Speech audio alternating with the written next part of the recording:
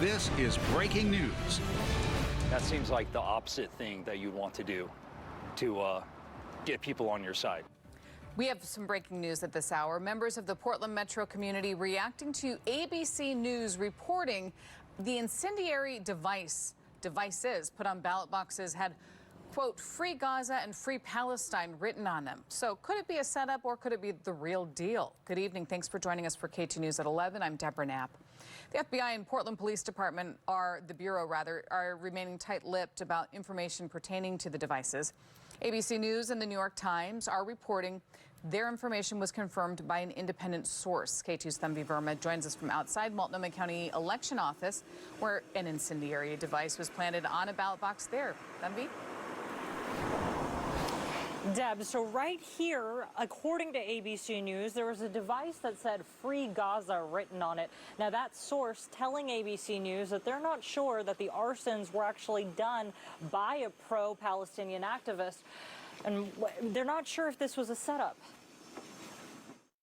New details about the arson that took place here at Fisher's Landing ballot box in Vancouver, where 18-year-old Maggie Lind cast her first vote. My dad was calling me, telling me that I would have to redo my ballot because it was burned. According to ABC News sources, 2 of the ballot box arsons had incendiary devices on them that read "Free Gaza," and one had a device that said "Free Palestine." Well, I'd like to know who did it, but I don't immediately associate that with the movement because anybody could write that. Derek Weaver has been tasked with keeping his eyes on this ballot box at Fisher's Landing after it was torched. He's not convinced this was done by someone in the Free Gaza movement. Even if it was, I would say that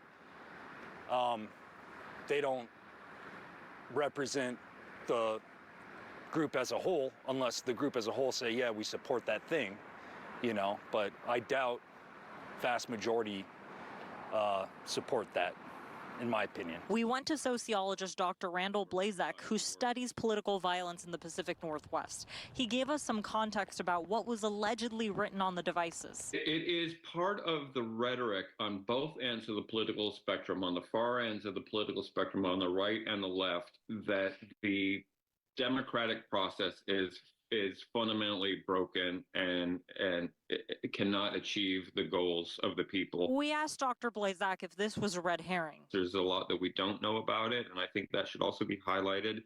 There's an attempt to divide us on the extremes and make the other side look bad.